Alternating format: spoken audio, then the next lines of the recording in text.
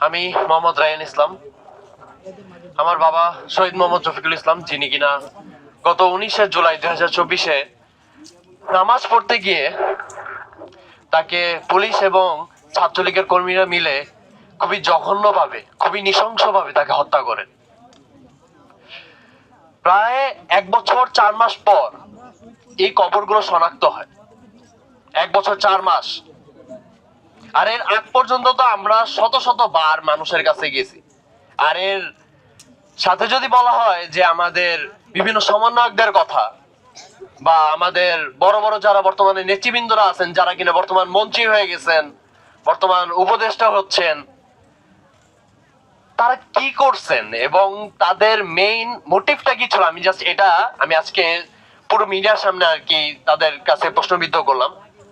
কেননা আপনাদের কাছে যে কয়বারই যাওয়া হয়েছে, আপনাদের বিশেষ করে আমি সমন্বয়কদের বিষয় যদি আমি বলি, সমন্বয়কের আগে যাদেরকে আমি চিনতাম, তারা একবেলা ভাত খাওয়ারও টাকা ছিল না তাদের পকেটে।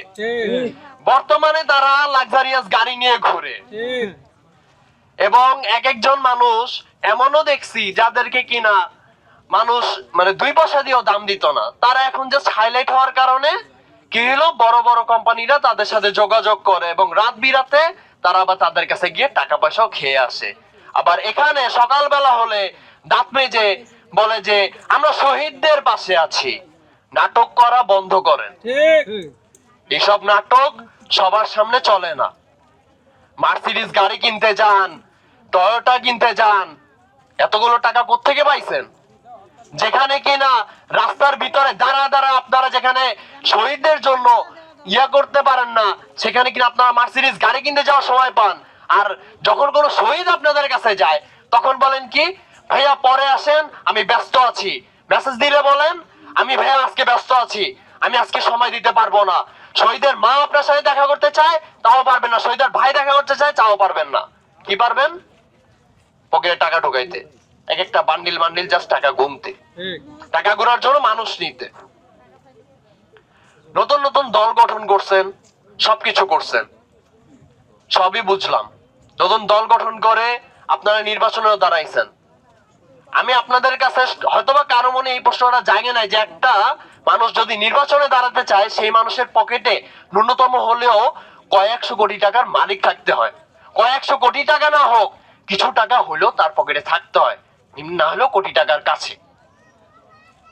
একজনও কি এই কোটি টাকার মালিক হইছেন? একজনও কি এই বর্তমানে আপনাদের ব্যাকগ্রাউন্ড কি ছিল? আপনাদের এক একজনার ফ্যামিলি ব্যাকগ্রাউন্ড কি? আপনারা কত কোটি টাকার মালিক ছিলেন আপনাদের ফ্যামিলি থেকে? এক একজন মানুষ জাস্ট আপনারা সরকারি বিশ্ববিদ্যালয়ে পড়ারও ওরকম ভাবে ইয়া রাখেন না। অনেক কষ্ট করে পড়াশোনা করছেন, অনেক কষ্ট করে এখনো পড়াশোনা করেন। আর কিনা এখন আপনারা বিভিন্ন দামি দামি গাড়ি, ব্র্যান্ডের ওয়াচ, এগুলো নিয়ে ঘুরে বেড়াইতেছেন আর ইয়া করতেছেন। আর শহীদদের যাদের রক্তের উপরে দাঁড়ায় আপনারা কিনা ক্ষমতা গ্রহণ করছেন, তাদের একটা ফোঁটাও আপনারা কোনো খোঁজ নেওয়ারও সময় পান না। আর আপনারা নাকি অনেক ভালোভাবে শহীদদের পাশে আছেন। অবস্থাটা এমন হয়ে গেল না যে ইন্ডিয়ার একটা আপনার মন্ত্রী ছিলেন, যে কিনা সব সময় বলতেন যে আমি মানুষের পাশে আছি, আমি মানুষের পাশে আছি, জাস্ট এই পর্যন্ত বলে শেষ। সে মানুষের পাশে আসে, প্রায় না হইলো 200 কিলোমিটার দূরে সে দাঁড়ায় আছে, মানুষের পাশে আসেছে। আপনাদের অবস্থাটাও সেম। আর বিএনপির ক্ষেত্রে আমি যদি একটু বলতে চাই, বিএনপি সরকারের ক্ষেত্রে বর্তমান যিনি আছেন আমাদের মাননীয় তারেক রহমান স্যারকে আমি একটু বলতে চাই যে আপনি সবার খবর নিতে পারেন। 1 বছর 4 মাস পরে আমাদের এই 4-5 জন শহীদদের কবর শনাক্ত করা হয়েছে। কিন্তু সব থেকে আশ্চর্যজনক বিষয় হচ্ছে, আপনারা এখানে আসছেন, সব শহীদদের ভিতরে আমি যদি একটু নোটিস করে বলি, আপনারা যাদেরকে ছবিতে তুলে ধরছেন তারা একমাত্র আপনাদের দলের শহীদ। আমাদের বাহিরের কোনো একটা ফোটা শহীদ নাই। তার মানে কি, আপনি আপনার দলকে সব থেকে বেশি প্রাধান্য দিচ্ছেন, বাকি যারা শহীদ আছে তাদের কোনো দাম নাই আপনার কাছে। আপনি কি করতে পারতেছেন? মানুষের সাহায্যের জন্য বা মানুষের কাছ থেকে আপনার সিম্পেথি গ্রহণ করার জন্য আপনি বিভিন্ন পাবলিক প্লেসে গিয়ে আপনি বিভিন্ন ধরনের প্রোগ্রাম অ্যাটেন্ড করার ট্রাই করতেছেন, সবকিছু করতেছেন, কিন্তু আজ পর্যন্ত শহীদের কাছে গিয়ে একটা ফোঁটা, একটা কোনো শহীদ ফ্যামিলির কাছেও তো আপনি যান নাই। তাই তো আমি এতটুকু বলতে পারি যে আপনার থেকে অ্যাটলিস্ট ফ্যাসিস্ট সরকার ভালো ছিল, কেননা সে মুক্তিযোদ্ধারা যারা ছিল তাদেরকে সব থেকে বেশি প্রাধান্য দিত। তারা যদি অসুস্থ হতো সে যে কোনো হসপিটালে হোক না কেন সে তাদেরকে দেখতে যেত। কিন্তু আপনি কি করতেছেন? আপনার দলের লোক ব্যতীত আর কাউকে দেখতে যেতেছেন না। তার থেকে অ্যাটলিস্ট ফ্যাসিস্ট সরকার ভালো না? এইসব ভাওতাবাজি, এইসব ধরনের চাঁদাবাজি, এইসব ধরনের মানে মাইন্ডসেট বাদ দিয়ে পরিপূর্ণ মানুষ হন, মানুষের মতন করে শহীদদের পাশে দাঁড়ান, প্রতিটা শহীদদের পাশে দাঁড়ান। মানুষ ভালোবাসবে, জনগণ ভালোবাসবে। দ্বিতীয়তে আপনারা আবার দরকার পড়ে সরকারে থাকতে পারবেন। আদারওয়াইজ এভাবে যদি আরো কিছুদিন যদি চলতে থাকে, জুলাই আরেকটা আসতে বেশি দেরি নয়, হুঁশিয়ারিটা জানিয়ে দিলাম।